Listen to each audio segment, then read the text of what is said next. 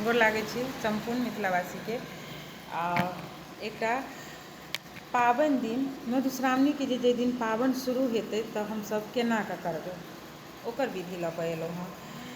नहाय खायके विधि दऽ देलहुँ। आब पाबनि दिन भोरसँ लऽ कऽ आ पाबनि जखन तक पुजेतै तखन तकके की केना हमसब प्रोसेस करबै से पूरा प्रोसेस सम्पूर्ण जानकारी लऽ कऽ एहि वीडियोमे उपस्थित छी। अहाँसब जरूर सुनब। जिनका आबैए हुनका लेल कोनो बात नहि, जिनका नहीं आबैए हुनका लेल बहुत यूजफुल वीडियो हैत, तऽ अहाँसब देखू। गौरी नवेद एक दिन पहिले बनि गेल रहतै, खटबार लिखा गेल रहतै, सबचीज धरा गेल रहतै।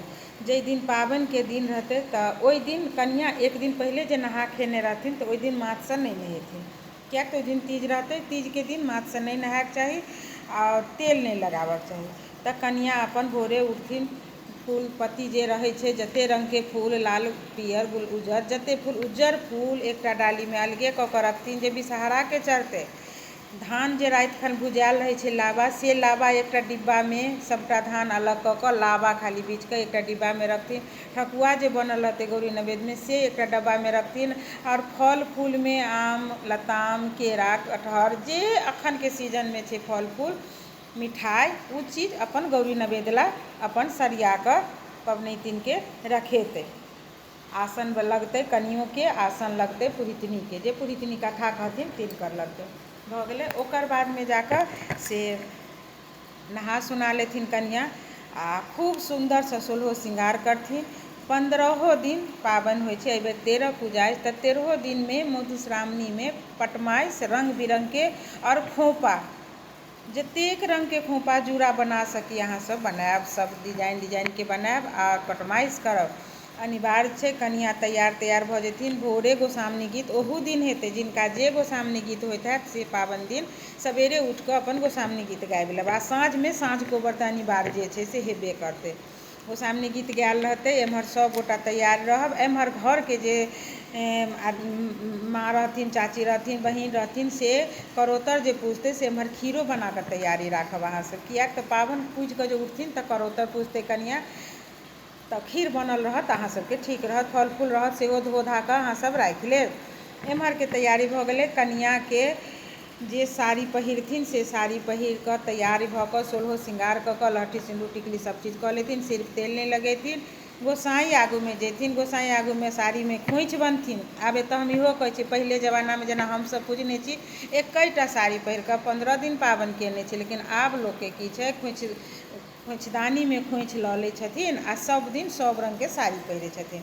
जिनका इच्छा हैत सब दिन सब रङ्ग पहिरऽके पहिरब, जिनका नहि इच्छा हैत तऽ कोनो कर चाँप नहि छै, एकेटा साड़ीमे खोइछ लऽ लेब, उहे साड़ी पहिरब, चुन्नी ओढ़ि लेब, भगवती आगूसँ खोइछ लऽ कऽ गीत गाबैत जाहि घरमे पाबनि पूजथिन कनिआँ ओहि घरमे जेथिन। एम्हरके जतेक 2-4 गोटा रहथिन हुनका सङ्गमे बटगबनी गबिते लऽ कऽ जेथिन। आओर भगवानके जे घरसँ जे निकलथिन तऽ सीधे कोबर घर, हुनका एखन कोबरे घर मानल जेतै, जे घरमे पाबनि पूजथिन ओतऽ आसन लागल रहतै, ओहिपर बैसि जेथिन कनिआँ। आ ओहि दिन दहिना तरफ मैनाके पात बिछायल रहै छै, जकरा 5टा हैत से 5टा, जकरा एकटा हैत से एकटा। आओर ओहिके ऊपरमे हाथी जानक डाला पुरहरि पातिल रहै छै, ओहिमे दीप पातिलमे लेसल रहतै।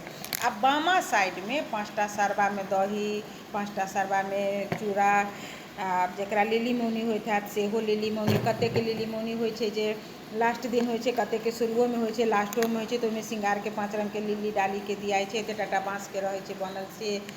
तऽ अपन पथिया 2टा या 5टा, डालीपर मूँग पैसा से सब सबटा सजा देथिन, धऽ देथिन। फूल पत्ती सब रङ्गके सब डालीमे सजा कऽ रखने रहथिन, से रहथिन। पाबनि पूजऽ लए कनिआँ बैसथिन। पहिले गौरी पूजथिन, पहिले गौरी। देखू आब एतऽ हम इहो कहब, बहुत गाममे विधिके कनि कनि हेरफेर रहै छै, लेकिन हमरा जे बुझल से हम कहै छी, अहाँ सबके गाममे जेना होइत हैत तेना करब। तऽ पहिले गौरी पूजि लेथिन। गौरीके गीत हेतै 2 गो 4 गो नहि, 5 गो 7 गो 8 गो, जेहन गेनहार हैत तेहन अहाँ सबके इच्छा हुए। हमर यूट्यूब चैनल फेसबुकपर बहुत गीत अपलोड अछि, अहाँसब अपलोड गीत हरेक मधुश्रावणीमे बहुत गीत होइ छै, बहुत गीत।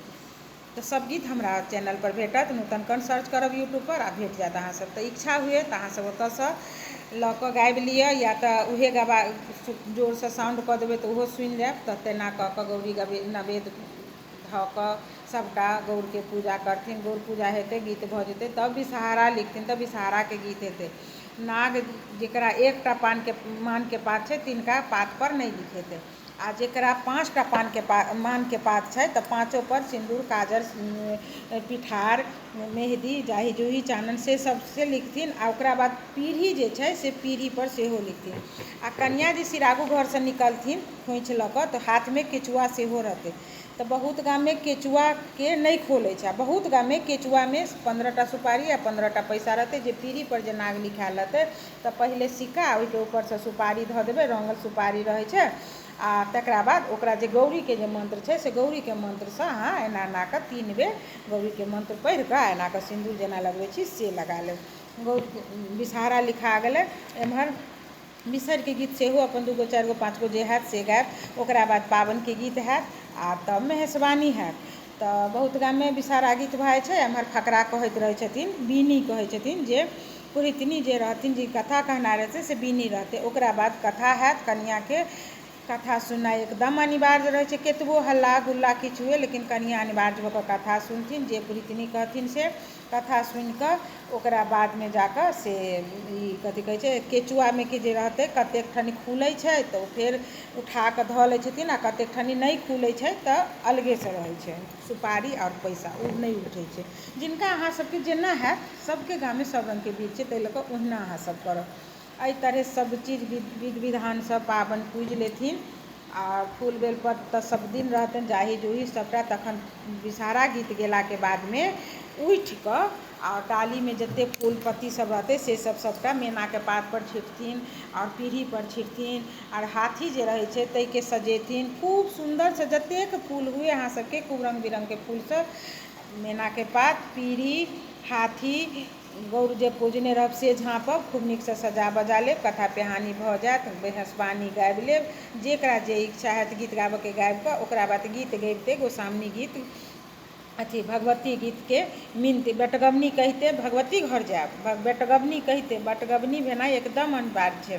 भगवती घर जायब, भगवती घरमे भगवतीके गीत हेतै, भगवतीके गीत मिनती कहि कऽ उठि जेथिन। आ एम्हर खीर जे बनल रहतै तऽ खीरमे से मने हमरा सबके जे छै से कास्ते छियै हमसब, आ ब्राह्मण सबमे तऽ सासुरवला रहै छै सब चीज आयल, आ हमरा सबमे कास्ट छै तऽ नैहरेवला रहै छै। तऽ फुलहा थारीमे कनियाँके आ एम्हर पत्ता जे रहै छै से 5टा अइहब, 7टा अइहब, 9टा अइहब, 11टा अइहब, 21टा अइहब, जतेक अइहब भेट जाय तऽ ओतेक पिठार लगा कऽ सिन्दूर लगा कऽ सब अइहब बैसथिन। कनियोँके थारी बीचमे धरा जेतै।